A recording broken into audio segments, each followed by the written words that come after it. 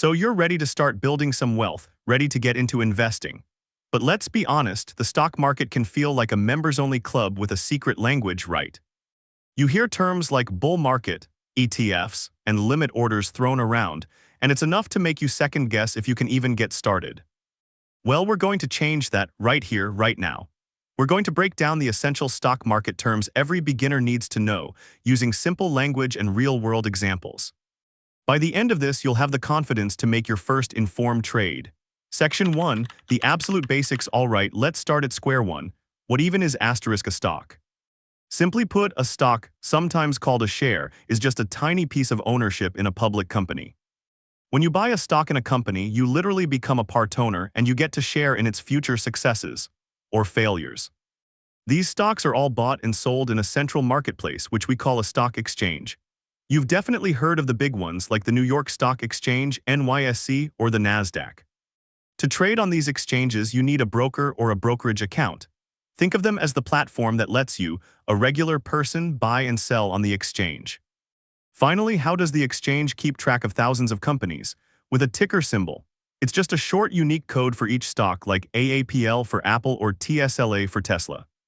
Section 2, types of investments. Now that you get the basics, let's look at what you can actually invest in, because not all stocks are created equal. You'll often hear about blue chip stocks. These are the giants, the large, super-established companies with a long history of being reliable. Think of a name like Coca-Cola. Then you've got the classic matchup, growth stocks versus value stocks. Growth stocks belong to companies that are expected to grow way faster than the rest of the market. They usually plow all their profits back into the company to get bigger. On the other hand, value stocks are like hidden gems. They're shares in companies that seem to be trading for less than they're actually worth. Investors buy them hoping the market will eventually catch on, and one of the best perks, many companies share their profits directly with you through a dividend. This is just a cash payment made to you as a shareholder, usually every quarter, but maybe picking individual stocks sounds a bit stressful. No problem. You can buy an ETF, which stands for Exchange Traded Fund. Imagine a shopping basket filled with tons of different stocks, maybe all from the tech industry or the healthcare sector. With an ETF, you can buy that whole basket at once, just like a single stock. A close cousin to this is an index fund, which is a fund designed to simply copy the performance of a whole market index. Section 3, placing your first trade. Okay, you know the lingo and you know what's out there. How do you actually buy asterisk something? This is all about the type of order you place. The simplest is a market order. This basically tells your broker, buy this stock for me right now at the best price available. It's super fast, but you don't have total control over the exact price you pay. If you want that control, you use a limit order. This lets you set the rules. You can say, I only want to buy this stock if the price falls to $50 or lower.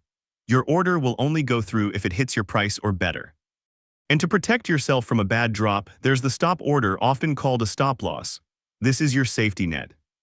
It's an order that triggers a sale if your stock's price drops to a specific level, which helps limit your potential losses.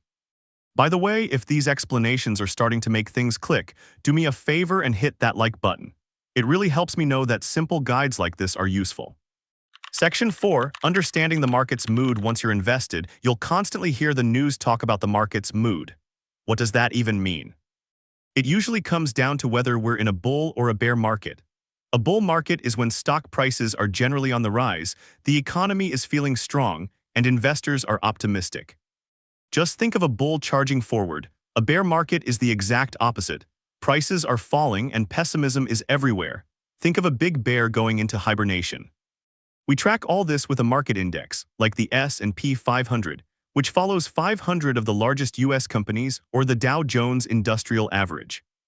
These indexes give you a quick snapshot of how the market is doing as a whole. Lastly, you'll hear the term volatility. This simply measures how much a stock's price swings up and down.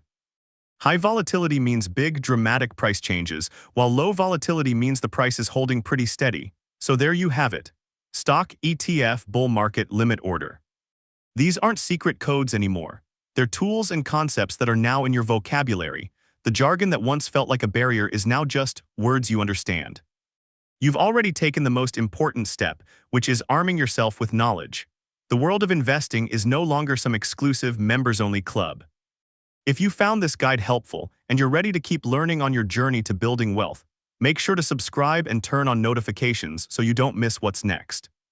And as one final, important reminder, this content is for educational purposes only and should not be considered financial advice. Please always do your own research before making any investment decisions.